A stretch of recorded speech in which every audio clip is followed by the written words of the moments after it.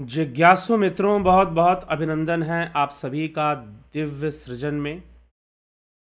प्रत्येक दिवस की भांति आज भी हम यहाँ पर लाइव चर्चा का यह कार्यक्रम शुरू कर रहे हैं और आज का जो हमारा विषय है श्रीमद् भगवत गीता से, जैसा कि आपको विदित है कि भगवत गीता पे चर्चा चल रही है। तो कर्म योगी ही सन्यासी है, ये किस प्रकार से भगवान श्री कृष्ण इस तथ्य को प्रस्तुत करते हैं, हम उसे समझने का प्रयास करेंगे कि कर्म योगी ही सन्यासी है। यह कैसे कहा जा रहा है, किस तरह से कहा जा रहा है? अर्जुन के प्रश्न है। पंचम अध्याय इसी प्रश्न से प्रारंभ होता है और अर्जुन श्री भगवान को इस विषय में क्या कहता है, हम समझने का प्रयास करेंगे। संन्यासम कर्मणा कृष्ण पुनर्योगम च शंससि यक्षेय एतयोरेकम तन्मे ब्रूहि सुनिश्चितम। हे कृष्ण, कर्मों का स्वरूप से त्याग करने की और फिर कर्म योग की आप प्रशंसा करते हैं। इन दोनों साधनों में जो एक निश्चित रूप से कल्याणकारक हो उसको मेरे लिए कहिए। अर्जुन भगवान श्री कृष्ण से कहता है कि एक तरफ आप कर्म से संन्यास लेने की बात करते हैं। श्रीमद् भगवत गीता चतुर्थ अध्याय 41वें अध्याय में भी भगवान ने कर्म विच्छेद की बात की है। चौथे अध्याय के 41वें श्लोक में उन्होंने कर्म विच्छेद की बात की है, कर्म से संन्यास की बात की है। तो एक तरफ आप कर्म से संन्यास की बात करते हैं और फिर कर्म योग की बात करते हैं, तो इन दोनों में श्रेष्ठ क्या है, वह उपाय मुझे बताइए। यह अर्जुन का प्रश्न है। तो श्री कृष्ण भगवान उसे उत्तर देते हुए कहते हैं कि संन्यासः कर्म योगश्च निःश्रेयस्य कराउ भव तयोस्तु कर्म संन्यासात् कर्म योगो विशिष्यते। संन्यास और कर्म योग दोनों ही कल्याण करने वाले हैं, परंतु उन दोनों में भी कर्म संन्यास से कर्म योग श्रेष्ठ है, विशेष है। कर्म संन्यास से कर्म योग विशिष्ट है। कर्म संन्यासात् कर्म योगो विशिष्यते। श्री भगवान कहते हैं कर्म संन्यासात् कर्म योगो विशिष्यते, कि कर्म संन्यास से कर्म योग ही विशिष्ट है, कर्म योग ही श्रेष्ठ है। तो कर्म संन्यास से कर्म योग विशिष्ट है, लेकिन कैसे, किस प्रकार से? तो श्री भगवान अर्जुन को पुनः कहते हैं कि ज्ञेय सह नित्य सन्यासी यो न द्वेष्टि न कांक्षति निर्द्वंदो ही महाबाहो सुखम बंधात प्रमुच्यते। हे महाबाहो, जो मनुष्य ना किसी से द्वेष करता है, ना किसी से आकांक्षा करता है, वह कर्म योगी सदा सन्यासी समझे जाने योग्य है। क्योंकि द्वंद्वों से रहित मनुष्य सुखपूर्वक संसार बंधन से मुक्त हो जाता है, क्योंकि वह ना किसी से द्वेष करता है और ना ही किसी से आकांक्षा करता है, किसी से कोई आस लगाकर बैठता है, और ना ही किसी से कोई द्वेष भी करता है। समझने योग्य यह बात है, यह बात समझने योग्य है कि एक जो कर्म योगी है, एक जो कर्म संन्यास योगी है, यह जो कर्म योग है, यह कर्म संन्यास से श्रेष्ठ क्यों है? सबसे बड़ी बात यहां समझने योग्य जो बात जो भगवान श्री कृष्ण अर्जुन को समझाना चाहते हैं, देखिए फर्क होता है, बहुत बड़ा फर्क होता है। अर्जुन समझने के लिए तैयार है, यह अर्जुन की विशेषता है। नहीं तो समझ पाना शायद मुश्किल भी है, कठिन भी है, बहुत सरल भी है। एक अवस्था में बहुत सरल भी है और एक अवस्था में बहुत ही कठिन भी है।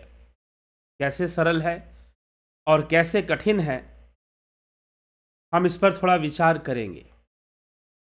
कर्म संन्यास और कर्म योग ये दोनों अलग अलग विषय नहीं हैं, लेकिन बाह्य रूप से जब हम देखेंगे व्यवहारिक रूप में, तो कर्म संन्यास का अर्थ यह लिया जा सकता है कि कर्मों को ना करना, कर्मों को त्याग कर देना।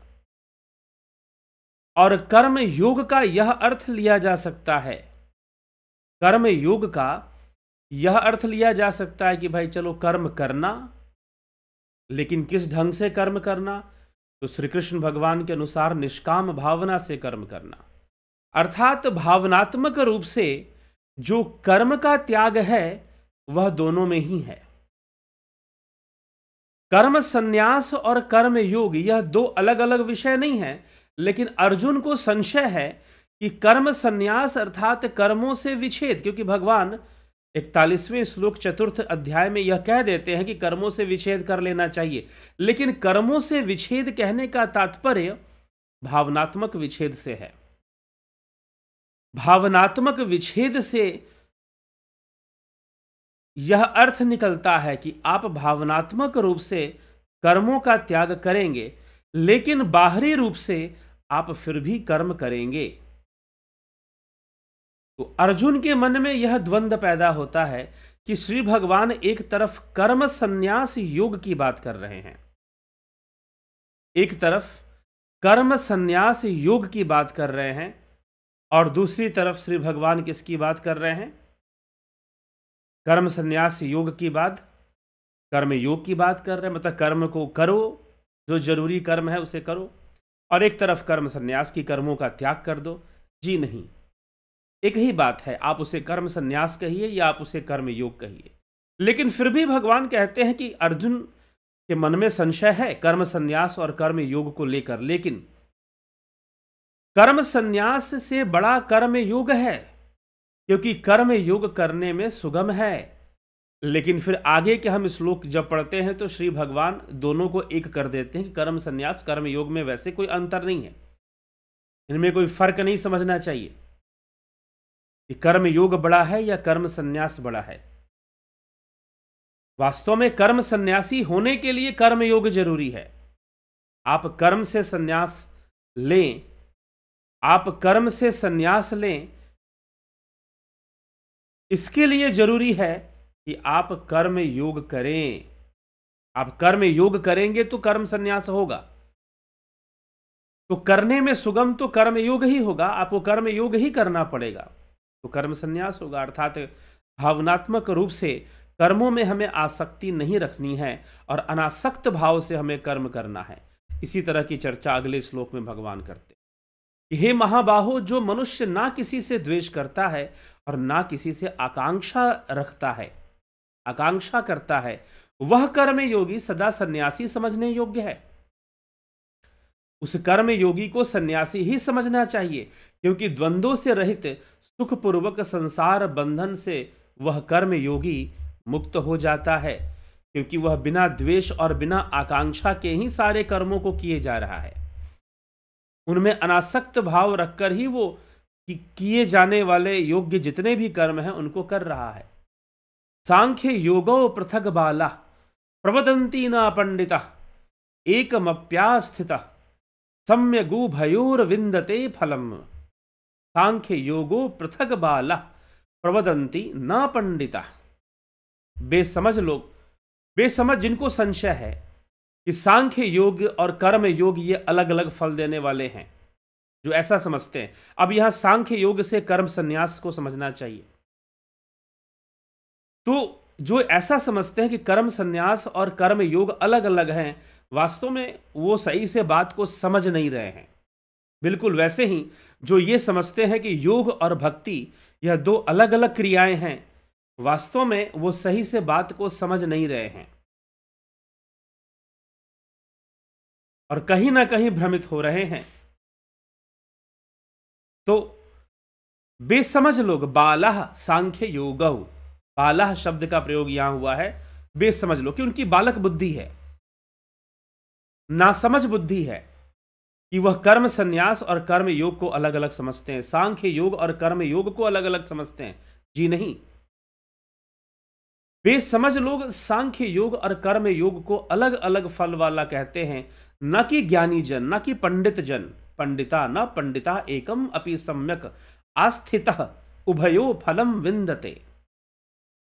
ना कि पंडित जन ऐसा कहते हैं, ना कि पंडित जन मतलब जो ज्ञानी लोग हैं, जो समझदार लोग हैं, जो ज्ञानी है, वो जानते हैं कि सांख्य योग और कर्म योग अर्थात कर्म संन्यास और कर्म योग, इन दोनों में कोई भेद नहीं है, ये एक ही साधन है। इन दोनों में से एक साधन में भी एकम अपि सम्यक आस्थित उभयो फलम विन्दते, अच्छी तरह से स्थित मनुष्य दोनों के फल रूप को प्राप्त करता है। अगर कर्म योग करोगे तो कर्म संन्यास का फल भी मिलेगा, कर्म संन्यास करोगे तो कर्म योग का भी फल तो मिल ही जाएगा, और उसका फल है ईश प्राप्ति या ब्रह्म प्राप्ति या निर्वाण प्राप्ति। यत सांख्ये प्राप्यते स्थानम तदो गैरपि गम्यते, एकम सांख्यम च योगम च यह पश्यति स पश्यति। सांख्य, जो सांख्य योगियों के द्वारा जो तत्व प्राप्त किया जाता है, जो तत्व ज्ञान प्राप्त किया जाता है, कर्म योगियों के द्वारा भी वही तत्व ज्ञान प्राप्त किया जाता है। और जो मनुष्य सांख्य योग और कर्म योग को एक रूप में देखता है वही ठीक देखता है, वही सही देखता है। तो सांख्य योग और कर्म योग को अलग अलग नहीं समझना चाहिए। अब प्रश्न यहां उठता है कि भाई ये कौन सी बात हुई कि सांख्य योग और कर्म योग को अलग अलग नहीं। अब सांख्य योग क्या चीज है, कर्म योग तो चलो समझ में आ रहा है कि भगवान निष्काम कर्म की बात कर रहे हैं, लेकिन अब यह सांख्य योग क्या चीज है, ये कौन सी चीज, अब इसको कैसे समझा जाए। अब थोड़ा सा सांख्य दर्शन को समझना पड़ेगा, और सांख्य दर्शन को थोड़ा बेहतर तरीके से समझना चाहते हैं तो यह जो फिलॉसफी का कोर्स 11 जनवरी से शुरू हुआ है, 11 जनवरी से यह जो फिलॉसफी का कोर्स, दर्शन का कोर्स 11 जनवरी से शुरू हो रहा है, इसको अभी भी ज्वाइन कर सकते हैं, इसको अभी भी ज्वाइन कर सकते हैं। जी हाँ, इसको 20 तारीख तक आप लोग ज्वाइन कर सकते हैं, फिलॉसफी कोर्स के लिए मैं कह रहा हूं। बाकी ध्यान योग का कोर्स भी कर लें तो वो भी सांख्य, उससे भी स्पष्ट होगा सांख्य दर्शन और सांख्य योग। क्यों भगवान यह कह रहे हैं कि सांख्य योगी का जो कर्म है वह निष्काम कर्म ही होगा, चाहे सन्यासी हो, चाहे गृहस्थ हो, चाहे कोई हो, वह कर्म सन्यास ही कहलाएगा। तो कर्म सन्यास और कर्म योग, इसमें संशयग्रस्त होने की आवश्यकता नहीं है। यह अर्जुन को समझाया जा रहा है। अर्जुन समझता है कर्म सन्यास मतलब कर्मों को नहीं करना, कर्मों का त्याग करना, जैसे कि वो युद्ध नहीं करना चाहता। और कर्म योग मतलब कर्मों में लगना। आप मुझे कर्म योग की भी शिक्षा दे रहे हैं, कर्मों में लगाने की बात कर रहे हैं, और फिर मुझे आप कर्म संन्यास की भी, कर्म से विच्छेद, जी हां, भावनात्मक रूप से कर्म से विच्छेद रखो, लेकिन व्यवहारिक रूप में आप कर्तव्य कर्मों को पूर्ण करो। जब आप कर्तव्य कर्मों को पूर्ण करते हो तो वह कर्म योग होता है, निष्काम भावना से, बिना द्वेष और बिना आकांक्षा के। अब हम ये समझते हैं कि यहां पर सांख्य योगी का क्या चक्कर है। मुझे नहीं पता कि अलग अलग टीकाकारों ने इस श्लोक की व्याख्या कैसे की है, लेकिन मैं यहां पर आपको सांख्य योगी, कौन सांख्य योगी हो सकता है जिसे सर्वप्रथम सांख्य दर्शन का सही ज्ञान है, जिसे सर्वप्रथम सांख्य दर्शन को सही से वो समझता है कि यह सृष्टि कैसे बनी है। यह सृष्टि 24 तत्वों से, प्रकृति, बुद्धि, अहंकार और मन, ये 4 तत्व हुए। और फिर सात्विक अहंकार, अहंकार 3 प्रकार के होंगे, क्योंकि सारी सृष्टि त्रिगुणी माया से हो रही है। बुद्धि कैसे अस्तित्व में आती है? 3 गुणों से आती है। 3 गुणों की विषमता से बुद्धि अस्तित्व में आती है, और बुद्धि के बाद अहंकार, बुद्धि अविद्या ग्रहण करती है, उससे अहंकार, और फिर मन का विकास होता है, और फिर सात्विक अहंकार से, सतोगुण ज्ञान का कारक है, तो सात्विक अहंकार से ज्ञानेंद्रियों का विकास होता है और कर्मेंद्रियों का विकास भी माना गया है। लेकिन बाद के भाष्यकारों के अनुसार कर्मेंद्रियां राजसी अहंकार से विकसित होती हैं, और फिर तामसी अहंकार, तामसी अहंकार से पंच महाभूत और पंच तन्मात्राओं का निर्माण होता है, और फिर पहले ये सूक्ष्म रूप में इन तत्वों का निर्माण होता है, और वेदांत ने इन तत्वों का स्थूल रूप धारण करने की जो प्रक्रिया समझाई है उसे कहते हैं पंचीकरण का सिद्धांत। यह जो पंचभूत हैं पंचीकरण के सिद्धांत में एक अनुपात में सम्मिश्रित होकर स्थूल तत्व का निर्माण करते हैं। जैसे कि मान लीजिए कि स्थूल जल है, जल है, वाटर है, तो उसमें सिर्फ वाटर नहीं है, हां उसमें 75% वाटर की मात्रा है, लेकिन थोड़े थोड़े सभी तत्व उसमें मिले हुए हैं। उसमें थोड़ा पृथ्वी तत्व भी है, अग्नि तत्व भी है, वायु तत्व भी है। इस तरह से यह पंचीकरण का सिद्धांत काम करता है। यह अद्वैत सिद्धांत में यह लिया जाता है पंचीकरण क्या है। तो पंचीकरण से सृष्टि फिर हो जाती है और स्थूल सृष्टि सामने आ जाती है। तो यह सारा खेल 3 गुणों के वशीभूत होता है, क्योंकि ये सृष्टि कहां से शुरू हुई? 3 गुणों की विषमता से। तो जितनी भी चीजें होती हैं उनमें ये 3 गुण विद्यमान है, वो 3 गुण के वश में है। और 3 गुण क्या है? प्रकृति है। जो कुछ भी हो रहा है वह सब प्रकृति के वशीभूत हो रहा है। जो कुछ भी हो रहा है वह सब प्रकृति के वशीभूत हो रहा है। सब कुछ प्रकृति करने वाली है, प्रकृति देने वाली है। इसलिए भगवान श्री कृष्ण 3 अध्याय में ही यह कह देते हैं कि अर्जुन, संपूर्ण कर्म प्रकृति के गुणों के वशीभूत परवश होकर जीव के द्वारा किया जाता है। अर्थात जीव कर्म नहीं कर रहा, जबकि कर्म करना उसकी परवशता है। प्रकृति ने उसे परवश करके रखा हुआ है, इसीलिए वह कर्म करता है। कर्म करना उसकी विवशता है। कोई भी नहीं कह सकता कि वह क्षण मात्र के लिए भी कर्म का त्याग नहीं कर सकता। क्षण मात्र के लिए भी कर्म का त्याग असंभव है, क्योंकि सब कुछ प्रकृति के वशीभूत। प्रकृति क्या है? कुछ लोग कहते हैं कि प्रकृति क्या है? प्रकृति ये नदी, पहाड़, जंगल, ये ग्रह, नक्षत्र, हम आकाश देखते हैं, हम नदियों को देखते हैं, तो क्या हम प्रकृति के दर्शन करते हैं? नहीं। क्रिया और प्रतिक्रिया, प्रकृति। प्रकृति, कृति शब्द का अर्थ क्या है? कृत धातु से बना है संस्कृत भाषा के। कृ मतलब जिसका अर्थ है क्रिया,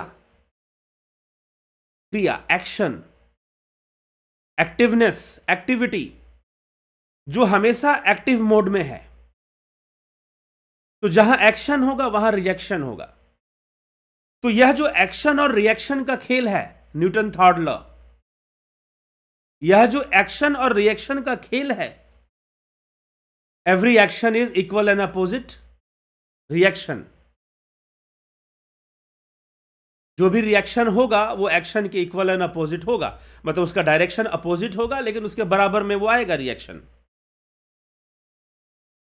तो यह जो है, यह जो क्रिया हो रही है और क्रिया की जो प्रतिक्रिया हो रही है, जितनी भी क्रियाएं होंगी उनकी प्रतिक्रियाएं होंगी, जितनी भी क्रियाएं होंगी उनकी प्रतिक्रियाएं होंगी। इसी से कर्म फल का सिद्धांत भी निकाला गया। इसी से कर्म फल का सिद्धांत भी निकाला गया। तो यह जो क्रिया और प्रतिक्रिया चल रही है, यही प्रकृति है, यही प्रकृति है। तो नेचर, जब हम नेचर की बात करते हैं तो हम एक साइंस में जब नेचर की बात होती है तो उसमें भी कहीं ना कहीं वो यूनिवर्सल पावर की बात करते हैं। एक ऐसी शक्ति जो यूनिवर्सल फॉर्म में वर्क कर रही है, काम कर रही है, सबके भीतर कार्य कर रही है। लगभग उनका मानना वैसा होता है।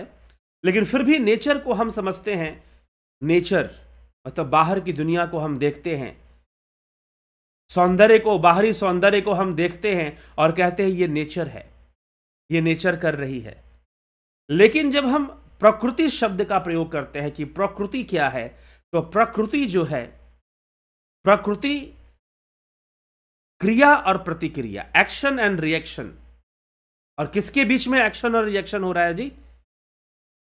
3 गुणों के बीच में। 3 गुण जो हैं इनके बीच में एक्शन रिएक्शन चलता रहता है। कभी सतोगुण बढ़ेगा, कभी तमोगुण, कभी रजोगुण। अब जब एक ज्यादा बढ़ेगा तो दूसरा भी कोशिश करेगा बढ़ने का, और एक टाइम पे बढ़ जाएगा। कभी तमोगुण हावी हो गया, कभी सतोगुण, कभी रजोगुण। और ये हमारे साथ, ये हमको क्या करते हैं? हमें इस संसार चक्र में घुमाते रहते हैं। है चक्रवत विधि की गति, ऊपर कभी नीचे कभी, सुख दुख न रहते सम, कभी आते कभी जाते कभी। ये चलता ही रहता है। फिर यही सांख्य के तत्व को जानने का अर्थ है। सांख्य को जानने का अर्थ यह है कि आप प्रकृति की एक सूक्ष्म से सूक्ष्म बात को समझो कि सब कुछ प्रकृति कैसे चला रही है। और जब योगी यह बात जान जाता है तो स्वतः ही कर्मों में आसक्ति आती है इस ज्ञान से। जब सही सही तत्व ज्ञान होगा, आज पता नहीं हमारे देश में बहुत सारे धर्म गुरु हैं और तत्व ज्ञान के नाम पर पता नहीं क्या क्या दे रहे हैं। इसीलिए मैं पहले भी कह चुका हूं, जब आप तत्व ज्ञान की चर्चा करते हैं और जब आप ब्रह्म ज्ञान की चर्चा करते हैं, दो अलग विषय हैं ये। हां, इन दोनों का लक्ष्य एक है, ये हम कह सकते हैं, और वह लक्ष्य है मोक्ष की प्राप्ति, कैवल्य की प्राप्ति। हम ये बात जरूर कह सकते हैं, लेकिन फिर भी यह दो अलग अलग विषय हैं जब आप तत्व ज्ञान की चर्चा करते हैं और जब आप ब्रह्म ज्ञान की चर्चा करते हैं। जब आप तत्व ज्ञान की चर्चा करते हैं तो तत्व ज्ञान में सबसे महत्वपूर्ण यह बात है कि आप प्रकृति के तत्वों को भली भांति समझो, जानो और उनके सिद्धांत को समझो कि वो कैसे कार्य करती हैं। और जब आप जान जाते हो तो स्वतः ही आपके अंदर निष्कामता आ जाएगी, स्वतः ही निष्कामता आ जाएगी, because you know very well that how the nature is working, how the प्रकृति इज वर्किंग। आप बहुत अच्छी तरह से समझने लग जाते कि प्रकृति कैसे चल रही है, करवा रही है। बस शांत रहो, स्थिरता से देखो, वॉच करो, यह प्रकृति कौन कौन से खेल आपके जीवन में खेलने वाली है और कैसे कैसे क्या करने वाली है। दृष्टा भाव से देखो, क्योंकि आपके वश में कुछ नहीं है। और योग मार्ग से अपने आप को इससे अलग कर कर उस पुरुष में लीन करो। तो यह 24 तत्व प्रकृति के द्वारा विकसित किए जाते हैं और 25वां तत्व है पुरुष, जिसे आत्मा कहते हैं। तो इस प्रकृति का संपूर्ण खेल किसके लिए है? उस आत्मा के लिए है। चाहे वो भोग के रूप में हो, चाहे मोक्ष के रूप में हो। महर्षि पतंजलि कहते हैं यह प्रकृति भोग का भी साधन बनती है और मोक्ष का भी साधन बनती है। जीव को जब मोक्ष की इच्छा हो जाए, जब जान जाए कि भाई यह भोग अब हो गया, यह भोग क्या है? पुनरपि जरणम पुनरपि मरणम पुनरपि जननी जठरे शयनम। बार बार जन्म लेना, बार बार मृत्यु को प्राप्त होना, और इस मृत्यु और जन्म के बीच में तरह तरह के भोगों को भोगना, कभी स्वादिष्ट भोजन करना तो कभी कुछ करना, ये सब तो चलता रहेगा। शरीर है तो चलेगा, शरीर है तो चलेगा ही चलेगा। यह तो सब शरीर की विवशता है, प्रकृति ने बाध्य करके रखा है, जीव को बाध्य करके रखा है। बात सही है, लेकिन इसका मतलब क्या? हम इस बंधन से निकलने का कोई उपाय नहीं ढूंढेंगे? तो योग, सांख्य योग वही उपाय है। यह सांख्य योग ही महर्षि पतंजलि के द्वारा अष्टांग योग के रूप में कहा गया है। तो अष्टांग योग इसका उपाय है कि आप इस बंधन से धीरे धीरे मुक्ति की ओर आगे बढ़िए, अपने आप को समझिए, गेम ऑफ नेचर को समझिए, प्रकृति के खेल को समझिए, इसके तत्वों को जानिए और समझिए कि हमारे अंदर सतोगुण बढ़ता है तो हम ज्ञान की ओर आगे बढ़ते हैं, हमारे अंदर रजोगुण बढ़ता है तो हम क्रिया की ओर, बहुत कुछ करना, कॉम्पिटिटिव माइंड हो जाता है हमारा, कंपटीशन की भावना आ जाती है हमारे अंदर। और जब हमारे अंदर तमोगुण बढ़ता है तो सांसारिक दैहिक भोग की कामना बढ़ जाती है, भोजन के प्रति आसक्ति, शारीरिक भोगों के प्रति आसक्ति और बहुत तरह की आसक्तियां बढ़नी शुरू हो जाती है। आलस्य बढ़ना, प्रमाद बढ़ना शुरू हो जाता है तमोगुण के बढ़ने से। फिर तमोगुण थोड़ा दबेगा, फिर सतोगुण आएगा तो ज्ञान के प्रति जागरूकता बढ़ जाएगी, फिर ज्ञानी बनने की इच्छा हो जाएगी। फिर तो इस तरह से यह प्रकृति हमारे अंदर, हमारे सामने, और पता नहीं हमने कौन से कर्म किए हैं, कैसे कर्म किए हैं, कैसी कैसी चीजें हमारे सामने आएंगी। बस आप उस नदी के पत्थर बन जाओ जो नदी के तल में होता है और ऊपर से ना जाने क्या क्या बह जाता है, वो बस दृष्टा भाव से देखता रहता है। Basin of the river, river के बेसिन में एक चट्टान है, एक पत्थर है, स्थिर है। नदी का जल ऊपर से प्रवाहित होता है, कभी पुष्प बहकर जाते हैं, कभी किसी का शव बहकर जाता है, वह पत्थर देखता है कि मेरे ऊपर से ये सारी चीजें गुजर रही हैं। बस ये संपूर्ण जीवन एक नदी के बहाव की तरह हमारे सामने से गुजर रहा है। कभी सुख लेकर आता है, कभी दुख लेकर आता है। हम इसके प्रति दृष्टा भाव ले आएं। यही योग महर्षि पतंजलि का उपदेश है। यही अद्वैत सिद्धांत का भी उपदेश बनता है बाद में चलकर आदि गुरु शंकराचार्य। हम उसके प्रति एक दृष्टा भाव ले आए, और ऐसा नहीं कि दूसरों के प्रति, स्वयं के जीवन के प्रति, स्वयं के जीवन में जो चीजें आनी है, क्योंकि वो आनी ही है और प्रकृति वैसे करते ही जाएगी। उन तत्वों को समझना है। यह तो होगा जब सतोगुण बढ़ेगा, तो फिर कभी ना कभी रजोगुण भी बढ़ जाएगा, फिर तमोगुण भी बढ़ जाएगा। ये चीजें काम करेंगी। सतोगुण के बाद तमोगुण, तमोगुण के बाद रजोगुण, रजोगुण के बाद फिर सतोगुण, तमोगुण, रजोगुण है। चक्रवत, इसी को चक्र कहा गया है। ये चलता रहेगा, और यही चलते चलते इन सब के बीच हमें योग साधना कर कर, सांख्य योग को समझकर, तो अब यहां पर हमें समझ में आएगा सांख्य योगी होने का मतलब क्या है। तो सांख्य योगी और कर्म संन्यास एक ही बात है। सांख्य योगी प्रकृति के वशीभूत होने वाले कर्मों के प्रति निष्काम भावना को उत्पन्न करता है। और यह निष्काम भावना क्यों उत्पन्न होती है? तो तत्व ज्ञान से स्वतः ही होती है। तत्व ज्ञान से स्वतः ही होती है। और जो भली भांति सांख्य योग में रमा हुआ योगी, जो सांख्य योगी है, सांख्य योग में रमा हुआ योगी जो तत्वों के रहस्य को जानता है, उसी को तत्वदर्शी कहते हैं। तत्वदर्शी, तत्वदर्शिनः। भगवान कृष्ण कहते हैं उपदिक्षन्ति ते ज्ञानम ज्ञानिनस् तत्वदर्शिना, कि अर्जुन तू उन तत्वदर्शियों की शरण में जा। तद्विधि प्रणिपातेन परिप्रश्नेन सेवया उपदिक्षन्ति ते ज्ञानम ज्ञानिनस् तत्वदर्शिना। अर्जुन तू उन तत्वदर्शियों की शरण में जा, वह तुझे तत्व ज्ञान करवाएंगे। तत्व ज्ञान का उपदिक्षन्ति ते ज्ञानम, तुझे तत्व ज्ञान का उपदेश करेंगे। जिन्होंने तत्व को स्वयं जाना है, तत्वों को जिन्होंने स्वयं समझा है, वो तुम्हें तत्व का ज्ञान करेंगे। और तत्व का ज्ञान कराकर तेरे सामने जब संसार का रहस्य सत्य सामने आ जाएगा, तो तू स्वतः ही निष्काम होना शुरू कर देगा। स्वतः ही निष्काम भावना से हम ओतप्रोत होने शुरू हो जाएंगे, और दृष्टा भाव का विकास होना शुरू हो जाएगा। स्वतः ही संसार के प्रति एक दृष्टा भाव का विकास होना शुरू हो जाएगा, और उस दृष्टा और उस साक्षी भाव से कर्म होगा तो निष्काम कर्म ही होगा। जब उस साक्षी भाव से कर्म होगा तो फिर निष्काम कर्म ही होगा। यह हमें समझने की आवश्यकता है।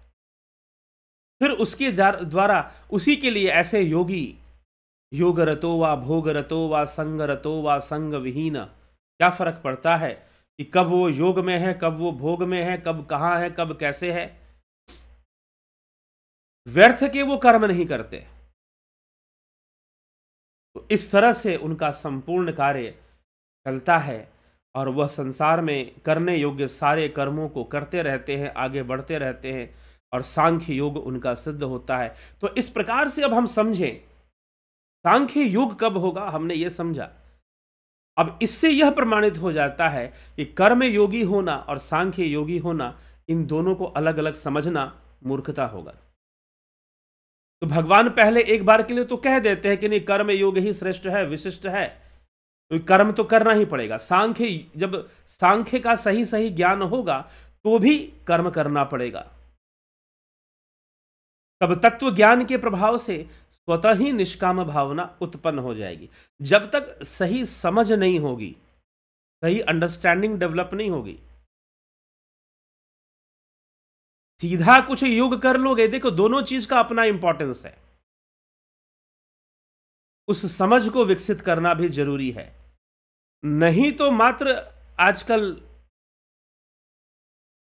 आजकल कुछ लोग भगवान दिखाने की बात करते हैं। चलो देख लिया आपने, ज्योति रूप दिखता है जी, अंतर्घट में ध्यान करोगे ज्योति रूप का दर्शन होगा। लेकिन यदि तत्व की बात समझ में नहीं आई तो ज्योति रूप का दर्शन करके भी कुछ ज्यादा कुछ कर नहीं पाओगे, वही साधारण तल पर ही बने रहोगे, साधारण भावना ही बनी रहेगी। और कंपटीशन, कंपेयर करना, एक दूसरे से तुलना करना, और गुरुडम के शिकार भी हो जाओगे साथ में। क्योंकि शास्त्र की वास्तविक बात, इसीलिए आज तत्व ज्ञान के नाम पर, ब्रह्म ज्ञान के नाम पर बहुत भटकाने वाली तथ्य भी हैं, बहुत भटकाव वाली बातें भी हैं। हमें वो समझने की जरूरत है, शास्त्र सम्मत ढंग से हमें समझने की। जब हम ब्रह्म की बात करते हैं, अद्वैत की बात करते हैं, तो अद्वैत की व्याख्या किस तरह से आदि गुरु शंकराचार्य कर रहे हैं, या फिर और भी ग्रंथ हैं, अष्टावक्र महागीता अद्वैत की चर्चा करता है, किस ढंग से अद्वैत चर्चा हो रही है। जब तक हम उसे नहीं समझेंगे तो मात्र कोई एक महावाक्य जान लेने से कोई ज्ञान नहीं हो जाएगा, अहम ब्रह्मास्मि कह देने से ज्ञान नहीं हो जाएगा, भगवान दर्शन कर लेने से कोई ज्ञान नहीं हो जाएगा। बातों को किस ढंग से लिखा गया है, कहा। अब ब्रह्म ज्ञान की बात होती है तो ब्रह्म ज्ञान क्या है भाई, कल चर्चा करेंगे थोड़ा ब्रह्म ज्ञान के ऊपर। तो यह विषय जो है, यह विषय जब तक शास्त्र अनुकूल हमें समझ में नहीं आएगा तब तक व्यर्थ है, संशय बना ही रहेगा और भ्रम बना रहेगा। उस भ्रम से मुक्त होना जरूरी हो जाता है। इसलिए सांख्य योगी होना और कर्म योगी होना, अगर आप इन दोनों बातों को समझना चाहते हैं तो आपको सांख्य को समझना पड़ेगा, ना कि कर्म को। क्यों? क्योंकि अगर आपने कर्म योगी, भाई किसी को उपदेश देना, पर उपदेश कुशल बहु तेरे, गोस्वामी तुलसीदास जी कहते हैं कि दूसरों को उपदेश देना बहुत ही जो है आसान काम है। It is easier to say principles than to follow it. सिद्धांतों को हाँकना बहुत आसान है, उनको फॉलो करना मुश्किल होता है। तो हम कह दें कि अरे निष्काम भावना से कर्म करो, कोई सकाम भाव मत रखो, ये बहुत ही निजी विषय है, ये भी ध्यान रखिएगा। ये किसी को उपदेश देने का विषय नहीं है, यह बहुत ही व्यक्तिगत और निजी विषय है कि आप खुद कितना समझते हैं और कितना लागू करते हैं जीवन में। तो निष्काम भावना से कर्म करो। निष्काम भावना आएगा कहां से? कुछ लोग तो प्रश्न भी करते हैं, अगर हमारे अंदर कामना ही नहीं होगी तो हम कर्म क्यों करेंगे? कर्म तो प्रकृति फिर भी करवाएगी आपसे, छोड़ेगी नहीं आपको। कर्म तो आप करेंगे ही करेंगे, नहीं करने का प्रश्न ही नहीं उठता। लेकिन यह निष्काम भावना क्या है? निष्काम भावना तब आएगा जब ज्ञान की वृद्धि होगी, जब आपकी चेतना का स्तर विकसित होगा थोड़ा सा, तब स्वतः ही निष्काम आ जाएगा। जैसे कि एक छोटे बच्चे को खिलौने से बड़ी आसक्ति होती है, कार्टून नेटवर्क से बड़ी उनको मोह होता है, आसक्ति होती है। लेकिन वही बच्चे जब बड़े हो जाते हैं तो भैया अब वो छोटी बात हो जाती है। कार्टून से खेलना, अरे ये सब बच्चों का काम है, हम तो बड़े हो गए। खिलौनों से खेलना, कार्टून देखना, हम तो बड़े हो गए, ये सब बच्चों का काम है। हम सीधा ऐसा कह सकते हैं, हम सीधा ऐसा बोल सकते हैं, सब बच्चों का काम है, हम तो बड़े हो गए। वैसे ही जब ज्ञान की थोड़ी वृद्धि हो जाएगी, जब और हमें सही से इस जो प्रकृति के ये जो तत्व बताए गए हैं उनको और बेहतर तरीके से, और उनके मूल सिद्धांत को जब हम समझ लेते हैं कि प्रकृति के वशीभूत ही सारे कर्म, हम जितने भी कर्म करते हैं, हमें ये करके दिखाना है, हमें समाज सुधार कर देना है, हमें दुनिया बदल देनी है, हमें ये बन जाना है, हमें वो बन जाना है, हमें ऐसा कर देना है, हमें वैसा कर देना है, यह सब प्रकृति हमें विवश करती है करने के लिए। प्रकृति हमें विवश करती है करने के लिए, लेकिन फिर भी कामना हमारी होती है। कामना हमारी ही होती है, लेकिन वो कामना भी प्रकृति के कारण ही उत्पन्न हो रही है। तो लेकिन यही प्रकृति जो कामना उत्पन्न कर रही है, जो विवश कर रही है, वह मोक्ष का भी साधन बनती है। अगर आपको सही सही बात समझ में आ गया, इस संसार का सही सही रहस्य पकड़ में आ गया, तो आप स्वतः ही मोक्ष की दिशा पकड़ोगे, स्वतः ही मोक्ष की कामना करोगे कि अब मुझे मोक्ष मिलना चाहिए, अब मेरा निर्वाण होना चाहिए, अब मेरा कैवल्य होना चाहिए, अब बहुत हो गया इस संसार में,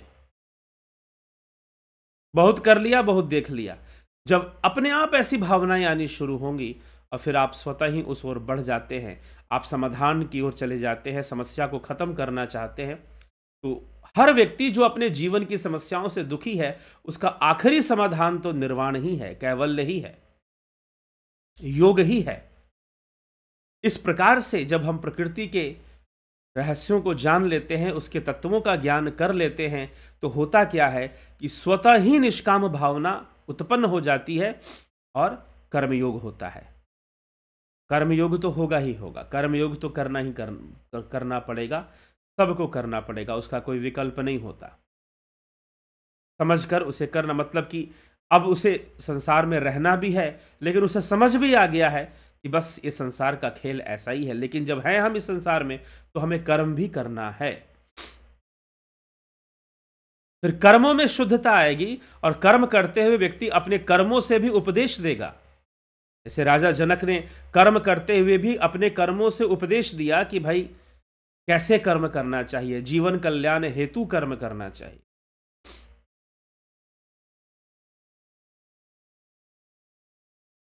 जीवन कल्याण हेतु कर्म करना चाहिए। तो यह जो कर्म है,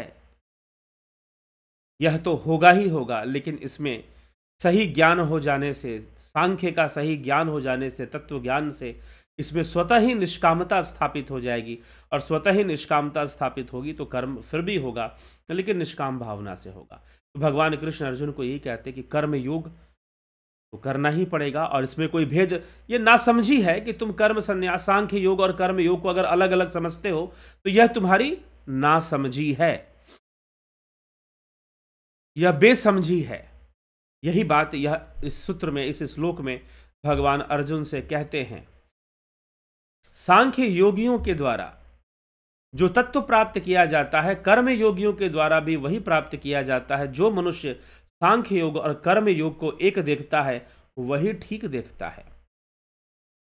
जो सांख्य योग और कर्म योग को एक ही समझता है, वही सही समझता है, वही ठीक समझता है, उसकी दृष्टि सही है। नहीं तो बाला सांख्य योगो पृथक प्रवदंती न पंडिता एकम अपि सम्यक आस्थित उभयो फलम विंदते। बेसमझ लोग सांख्य योग और कर्म योग को अलग अलग कहते हैं, न कि पंडित जन। एकम अपि, एक भी अच्छी तरह से स्थित दोनों के फल रूप को प्राप्त करता है। एक में भी अच्छी तरह से स्थित हो जाओ, कर्म योग कर लो या सांख्य योग कर लो, बात एक ही है, तुम्हें एक ही फल की प्राप्ति होगी, उसी लक्ष्य की प्राप्ति होगी। लेकिन बिना कर्म योग के, भगवान यह भी कहते हैं, संन्यासस्तु महाबाहो दुख माप्तु मयोगतः योग युक्तो मुनिर्ब्रह्मा न चिरेनाधिगच्छति। परंतु हे महाबाहो, अयोगतः संन्यास, बिना योग के या बिना कर्म योग के संन्यास का सिद्ध होना कठिन है। संन्यास का सिद्ध होना कठिन है। मननशील कर्म योगी शीघ्र ही ब्रह्म को प्राप्त हो जाता है। योग युक्तो मुनिर ब्रह्मा न चिरेनाधिगच्छति। जो योग युक्त मुनि है, वो ब्रह्म को प्राप्त हो जाते हैं। हे महासन्यासस्तु महाबाहो दुख माप्तु मयोगतः। हे महाबाहो, कर्म योग के बिना संन्यास या कर्म संन्यास या संन्यास व्यर्थ है, उसका सिद्ध होना कठिन है। हाँ, निष्काम भावना रखकर अगर मनुष्य अपने कर्तव्यों की संपूर्ण पालना करता है, अपने कार्यों को करता है, निष्काम भावना रखकर करता है, अपने कर्तव्य की पालना करता है, तो निश्चय ही क्या होगा, फिर उसका सांख्य सिद्ध होगा, उसका कर्म योग सिद्ध होगा और वह कैवल्य की प्राप्ति करेगा। वह कैवल्य की प्राप्ति करेगा। तो अगर वह कर्म योग नहीं करेगा, अर्थात कर्म में नहीं लगेगा, तो उसका सांख्य भी सिद्ध नहीं। इसीलिए जितने भी सांख्य योगी थे, स्वयं कर्दम ऋषि, स्वयं कपिल मुनि, जो अपनी माता देवहूति को ज्ञान प्रदान करते हैं सांख्य का, और उसके आगे स्वयं श्री कृष्ण जो सांख्य योगी हैं, वह सब के सब कर्मों में लगे हुए हैं। उनकी यह विशेषता है। राजा जनक, जनकादि, भगवान ने जनक का एक उदाहरण लिया है कर्मयोगी के रूप में, श्रीमद् भगवद गीता में उदाहरण लिया है। तो राजा जनक एक कर्मयोगी, तो इन सब का उदाहरण लेकर श्री कृष्ण भगवान अर्जुन को समझाते भी हैं कि फिर कर्म योग में अगर ना होगा तो फिर निश्चय ही सांख्य भी सिद्ध नहीं होगा। इसलिए कर्म योग को करना ही पड़ेगा, इसका कोई विकल्प नहीं है अर्जुन। इसलिए कर्म योग ही श्रेष्ठ है, विशिष्ट है। ऐसा उपदेश श्री कृष्ण भगवान यहां पर अर्जुन को प्रदान कर रहे हैं। ठीक, तो यह विषय है। तो योग जब ध्यान होगा, अब ध्यान सांख्य योग के अंदर अष्टांग योग है, अष्टांग योग में ध्यान योग है। ध्यान के लिए ही सारी क्रियाएं की जाती हैं, यम नियम आसन प्राणायाम प्रत्याहार। यह किस लिए किया जा रहा है? ताकि ध्यान की प्राप्ति हो जाए, ध्यान की प्राप्ति हो जाए, आप ध्यान की अवस्था में चले जाएं। इस लक्ष्य को लेकर यह सारा योग बताया जा रहा है। इस लक्ष्य को लेकर यह सारा योग बताया जा रहा है। आप ध्यान की प्राप्ति कर लें, आपको ध्यान योग हो जाए। तो जब ध्यान योग होगा तो ध्यान योग क्या करता है कि हमारे चित्त वृत्तियों को एकाग्र कर देता है। स्वामी विवेकानंद जी कहते हैं एकाग्र मन से संपूर्ण ज्ञान संभव है। कल भी हमने इस पर थोड़ी चर्चा की। तो एकाग्र मन से संभव है। तो जब मन एकाग्र हो जाता है ना, तो अन्य वृत्तियों से उसका संबंध विच्छेद होता है और वह संसार के प्रति निष्काम भावना उत्पन्न हो जाती है, दृष्टा भाव उत्पन्न हो जाता है। तो ध्यान संसार के प्रति हमें दृष्टा भाव हो और हम बेहतर जीवन जी सकें, ध्यान योग उसमें अत्यंत सहयोगी बनता है। क्योंकि ध्यान योग आपको जीवन जीना सिखाता है। पहले चलो ध्यान योग से हम कह सकते हैं कि मोक्ष की प्राप्ति होगी, समाधि की प्राप्ति होगी, बहुत आगे की बात है। लेकिन सत्य यह है कि अगर आप ध्यान योग को अपने जीवन में उतारते हो तो आप बेहतर जीवन जीना सीखते हैं। एक इमोशनल कंट्रोल आपके अंदर डेवलप होता है दो कारणों से, एक तो ध्यान के अभ्यास से और दूसरा ज्ञान से। जो तत्व ज्ञान आपको होगा उससे भी इमोशनल कंट्रोल आपके अंदर आएगा, क्योंकि स्वयं के प्रति भी साक्षी भाव आ जाएगी, अपने जीवन के प्रति भी आपके अंदर साक्षी भावना आ जाएगी। तो जब अपने जीवन के प्रति भी साक्षी भाव आएगा तो व्यक्ति अपने इमोशंस, अपने अंदर उत्पन्न होने वाली तरह तरह की भावनाएं, तरह तरह के विचारों के जो खेल हैं और जो विचारों की जो छलांगे हैं, भावनाओं की जो लहरें हैं, जो वेव्स हैं, उन सबको वो एक दृष्टा भाव से देखेगा। बिल्कुल वैसे ही जैसे नदी के तल में एक पत्थर पड़ा हुआ है, कभी नदी तीव्र गति से बह रही है, कभी धीमी बह रही है, कभी फूलों को लेकर बह रही है, कभी कचरा लेकर बह रही है, लेकिन बह रही है, रुक नहीं रही है। जब ध्यान होगा तो यह जो साक्षी भाव है यह बहुत अच्छे से विकसित होगा, और साथ में जब ज्ञान भी होगा, जब विचार भी होंगे शास्त्र सम्मत, जो यहां पर आपको दिव्य सृजन स्पिरिचुअल चैनल पर नियमित रूप से दिए जाते हैं। तो जब तत्व ज्ञान की अंडरस्टैंडिंग होगी और साथ में जब ध्यान होगा तो अपने आप संसार के प्रति एक साक्षी भावना आनी शुरू हो जाएगी, साक्षी भाव आना शुरू हो जाएगा। और जब साक्षी भाव आना शुरू हो जाएगा तो वो जो इमोशंस हैं उन पर कंट्रोल आना भी शुरू हो जाएगा अपने आप। वो इमोशंस आपके कंट्रोल के बाहर नहीं जाएंगे, फिर वह इमोशंस आपसे, और वो अगर होना है, इमोशंस आ भी रही हैं और चीजें होनी भी हैं, तो होते हुए भी आप उनके प्रति एक दृष्टा भाव आपका बना रहेगा, हर वस्तु के प्रति, हर दृश्य के प्रति, हर समझ के प्रति जो भी हमारी समझ विकसित हो रही है। तो ध्यान क्या करता है? ध्यान सबसे पहले हमें जीना सिखाता। अभी पीछे किसी ने फोन किया कि मैं जो भी सिचुएशंस आती हैं मैं उसके बहाव में बह जाता हूं, मैं अपने आप को उससे अलग कर कर नहीं देख पाता हूं और उस बहाव में मैं बह जाता हूं। कोई भी सिचुएशन आया, क्योंकि अगर मैं उसको अपने आप को उससे अलग कर लूं तो निश्चय ही उस सिचुएशन को भी मैं अपने कंट्रोल में रख पाऊं, और जहां नुकसान थोड़ा सा होना है वहां नुकसान बहुत ज्यादा हो जाता है। कई बार ऐसी घटना घटती है। तो मनुष्य इस प्रकार से कई बार सोचता है कि जीवन में सुख आया तो अब कभी दुख आएगा ही नहीं, या आना ही नहीं चाहिए। और कभी दुखों का समय शुरू हुआ तो वो हताश और निराश होकर यह सोचता है कि शायद अब कभी सुख ही नहीं आएगा। दोनों ही बात सत्य नहीं है। लेकिन ध्यान आपको सुख दुख से परे एक सम अवस्था में ले जाएगा, एक बीच की अवस्था में ले जाएगा, और आपके अंदर एक दृष्टा भाव उत्पन्न होगा, एक संतुलन की अवस्था बननी शुरू होगी। कल भी हमने सुना कि युवा क्या है। एक युवा आत्मा, आत्मा तो सर्वदा ही युवा है क्योंकि संतुलित है। तो ध्यान करने का सबसे पहला उद्देश्य यह होता है कि हम अपने अंदर एक संतुलन को विकसित करते हैं, और वो संतुलन हमें एक बेहतर जीवन प्रदान करता है।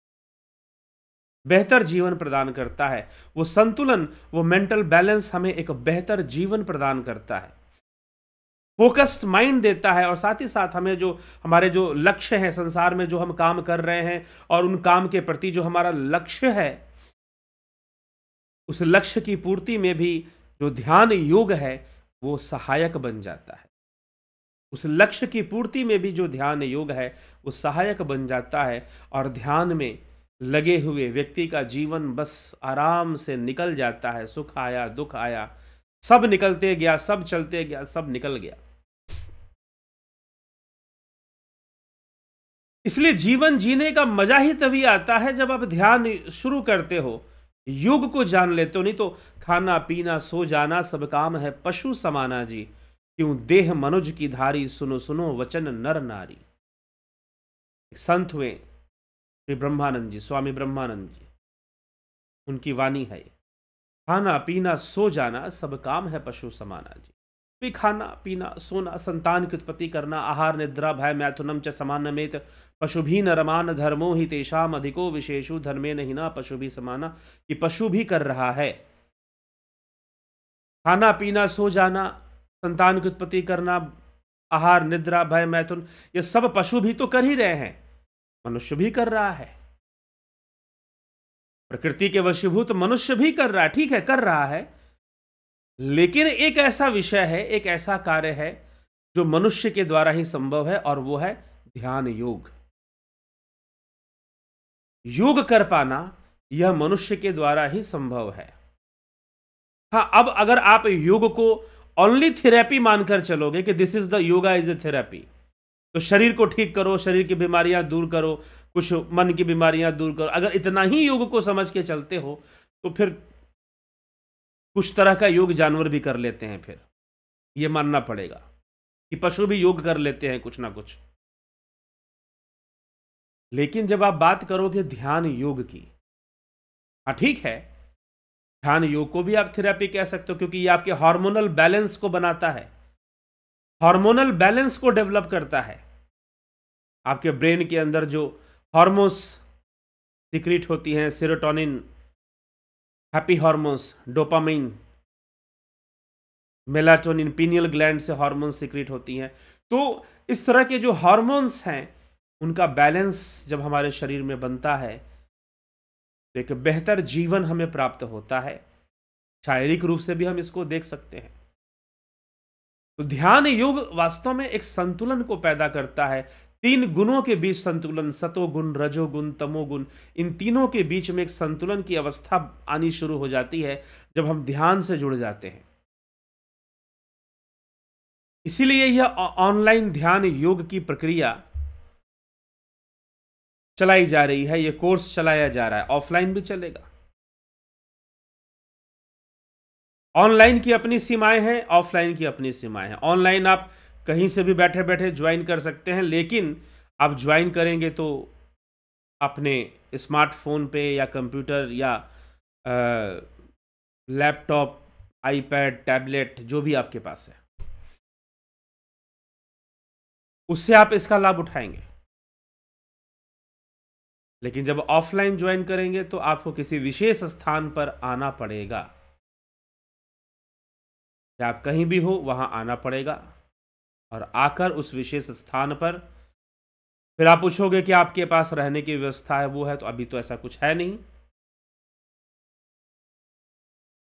तो आना पड़ेगा, और जब आना पड़ेगा उस विशेष स्थान पर, तो निश्चय ही फिर आप उसको ऑफलाइन में भी और समय देना पड़ेगा। ऑनलाइन के अपने फायदे हैं, ऑफलाइन के अपने फायदे हैं। दोनों जो कर सकते हैं वो अच्छी बात है। तो ऑनलाइन के ये हम अभी बता रहे हैं, ऑफलाइन के लिए जैसे ही कोई निर्णय होगा आपको बताया जाएगा, और होगा जरूर, ऐसी बात नहीं है, होगा जरूर। इसमें तनिक भी चिंतित होने की आवश्यकता नहीं है, जल्द ही आपको सूचना प्राप्त होगी। तो ध्यान योग 20 जनवरी से 1 महीने का ऑनलाइन कोर्स ये शुरू हो रहा है। Guided meditation, transcendental meditation, spiritual healing. ये गाइडेड मेडिटेशन एक प्रकार की तैयारी है ध्यान योग में उतरने की। निर्देशित साधनाएं उसमें बताई जाती हैं, और अतेंद्रिय साधनाएं, ट्रांसेंडेंटल कहने का तात्पर्य इंद्रियों से परे, परे की अवस्था में जाना, आत्म ज्योति का दर्शन प्राप्त होना, नाद ध्यान में लीन होना, ये सारी अभ्यास आपको मिलेंगे इसमें ट्रांसेंडेंटल मेडिटेशन में। और फिर एक कोर्स स्पिरिचुअल हीलिंग का भी ध्यान योग के अंतर्गत ही होता है। आप इसके लिए 2 प्रकार की सदस्यता है, सन मेंबरशिप, जुपिटर मेंबरशिप, आप ज्वाइन कर सकते हैं, लाभ उठा सकते हैं। प्राकृतिक चिकित्सा से संबंधी भी कोर्स चलता है, इसका भी आप लाभ उठा सकते हैं। 20 जनवरी से 1 महीने का कोर्स लगभग, इसमें किसी महानुभाव ने पूछा कि कितने टेक्निक्स आप इसमें बताते हैं। जितने भी टेक्निक्स आप स्वयं से कर सकते हैं लगभग सब बताया जाता है।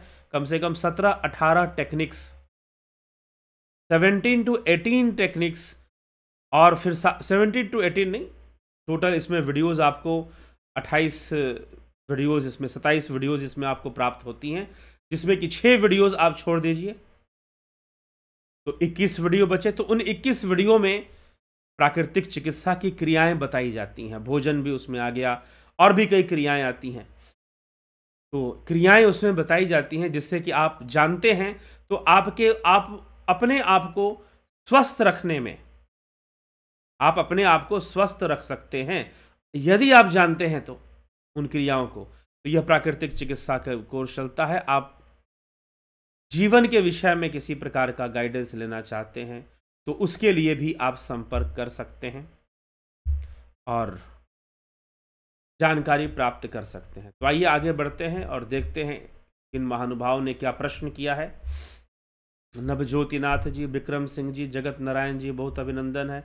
राजू पाल जी, अवनी प्रधान जी, गोविंद प्रसाद नीमा जी, रूपलाल विश्वकर्मा जी, शिखर शर्मा जी, रतन सिंह जी, विनोद के सूद, सविता नायक जी, दीपक शर्मा जी, विष्णुचंद्र मौर्य जी, एके त्यागी जी, अर्जन भाई चौहान, शंकर प्रसाद, माधुरी कोल्हे जी, बहुत अभिनंदन।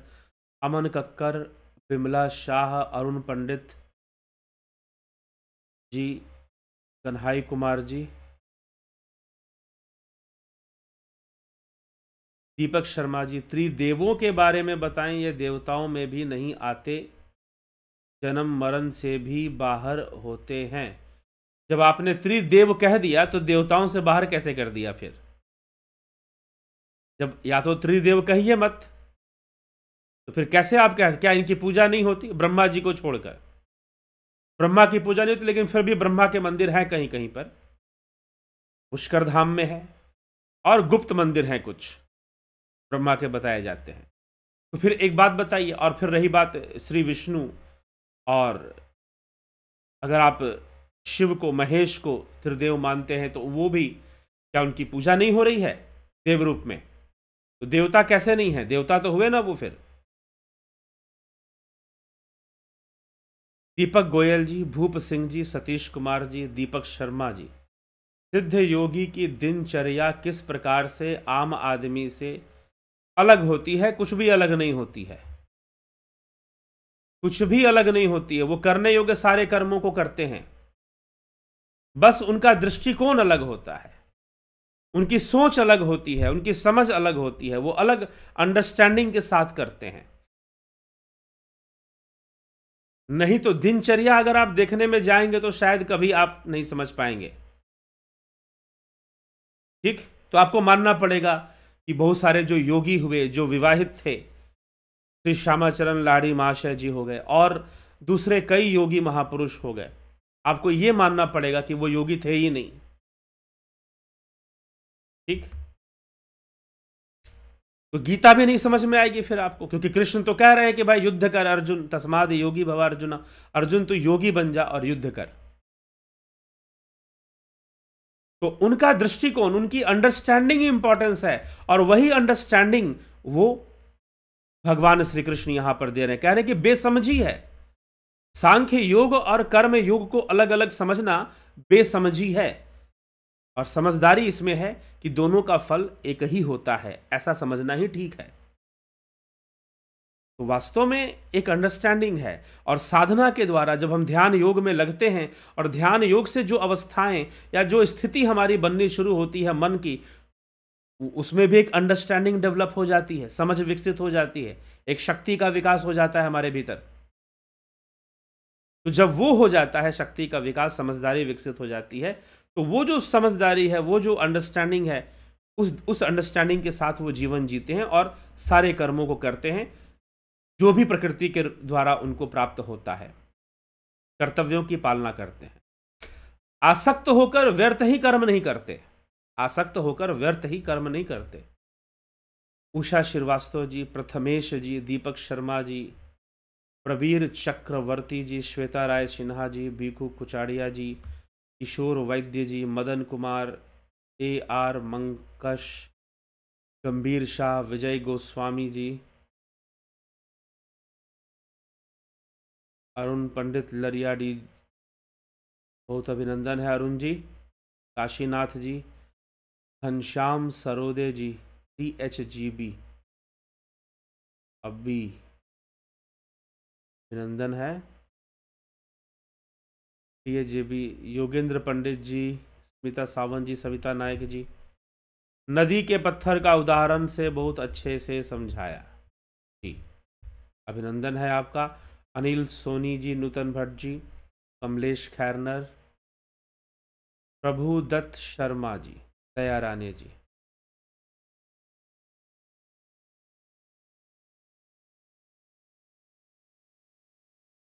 गुरु जी मैं संतोष बोल रहा हूँ, मुझे फिलॉसफी कोर्स में नहीं ज्वाइन किए हैं। आपको फिलॉसफी, अगर आपने ज्वाइन किया है तो आपको फिलॉसफी के वीडियोस आपको मिल रहे होंगे। आप अपना नंबर यहाँ लिख दीजिए, क्या फ़ोन नंबर है आपका, ठीक है, तो उससे पता चल जाएगा कि फिलॉसफी के वीडियोस आपको देख लेंगे मिल रहे हैं। हाँ, हो सकता है कि आपको ना मिल रहे हों, क्योंकि ब्रॉडकास्ट लिस्ट से सारे वीडियोस आपको भेजे जाते हैं, ब्रॉडकास्ट लिस्ट में जोड़ा जाता है लोगों को, और वहाँ से सारे वीडियोस आपको पहुँचते हैं। अगर नहीं पहुँच रहे हैं तो आपको भेज दिया जाएगा फिर से। लेकिन 11 तारीख से फिलॉसफी कोर्स के वीडियोस मिलने शुरू हो गए हैं जिन्होंने ज्वाइन कर लिया है, लेकिन फिर भी आप 20 तारीख तक ज्वाइन कर सकते हैं, 20 तारीख तक आप ज्वाइन कर सकते हैं, ठीक, फिलॉसफी कोर्स। उससे ज़्यादा नहीं, फिर आपको ज़्यादा कवर करना पड़ेगा पीछे का, लेकिन 20 तारीख तक जो प्राप्त होने वाला है वो उसमें आपका हो जाएगा, ऐसी बात नहीं है। तो 20 तारीख तक आप ज्वाइन कर सकते हैं, उसके आगे आप नहीं ज्वाइन कर पाएंगे फिलॉसफी कोर्स, ठीक। तो चलिए इसी के साथ हम विराम देते हैं, कल फिर मिलते हैं 9 PM लाइव चर्चा में। आप सभी का बहुत बहुत आभार है। सनातन धर्म और धर्म दर्शन जीवन दर्शन ही है। सनातन धर्म दर्शन एक जीवन दर्शन है। हम अपने जीवन को ही समझते हैं, हम सनातन धर्म को समझते हैं तो हम अपने जीवन को ही बेहतर ढंग से समझना शुरू कर देते हैं। यही इसकी विशेषता है, यही इसका रहस्य है।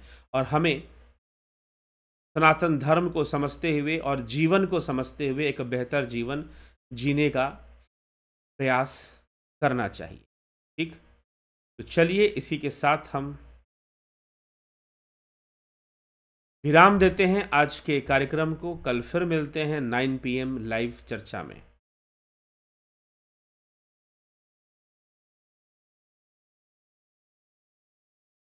ठीक, सुभाष लांडे जी कह रहे हैं निष्काम कर्म योग से क्रिया होती है, तो उसकी प्रक्रिया क्या होती है, इसी वीडियो को पूरा शुरू से सुन जाइए, ये बता दिया गया। तत्व ज्ञान होने से, सांख्य योग होने से स्वतः ही निष्काम भावना आ जाती है। बिल्कुल वैसे ही जैसे कि आप फिल्म देख रहे हो, मान लो कि आप फिल्म देख रहे हो। अब फिल्म में कोई बहुत ही इमोशनल सीन है, आप उसको देखकर आप भी रोए जा रहे हो, आप भी रो रहे हो, मान लो कि आप भी रो रहे हो। रोते हैं लोग ना, फिल्म देखते हुए लोग रोते हैं, हंसते हैं। लेकिन एक बार सोचो, फिल्म को देखते देखते इस बात का ज्ञान आपको हो जाए कि अरे नहीं, कैमरा सेट के सामने ये हीरो हीरोइन मिलकर जो है एक्टिंग किए होंगे, किसी स्क्रिप्ट राइटर ने स्क्रिप्ट लिखा होगा, किसी निर्देशक ने निर्देशन दिया होगा, और उन्होंने फिर कैमरा के सामने एक्टिंग की होगी, मेकअप किया होगा। सिर में चोट लगी है, उससे खून बह रहा है, तो वह भी तो मेकअप किया होगा। जब ये सारी बातों का ज्ञान आपको हो जाता है, तो फिर रुलाई अपने आप बंद हो जाएगी, या थोड़ी सी आ भी गई तो वो ज्यादा देर तक टिकने वाली नहीं, क्योंकि आपको तो पता है ये सारा सीन ऐसे चल रहा है। तो जब आपको इस संसार का सारा सीन क्रिएट कैसे हो रहा है पता चल जाएगा, इसका डायरेक्शन कौन दे रहा है, प्रकृति अपने 3 गुणों से कौन कौन सा खेल खेलती है, और कैसे कैसे हमारे सामने ये कर्म होते हैं, जीवन होता है। जब सारी कहानी जब पता चलेगी, तत्वज्ञान होगा, स्वतः ही निष्काम भावना आनी शुरू हो जाएगी, और साथ में जब योग भी होगा। अब इससे ऊपर उठो, प्रकृति का जो यह फिल्म है, प्रकृति के 3 गुणों से यह जो फिल्म बन रही है हमारे जीवन में, प्रकृति के 3 गुणों से जो हमारे जीवन में फिल्म बने जा रही है ना, जब उस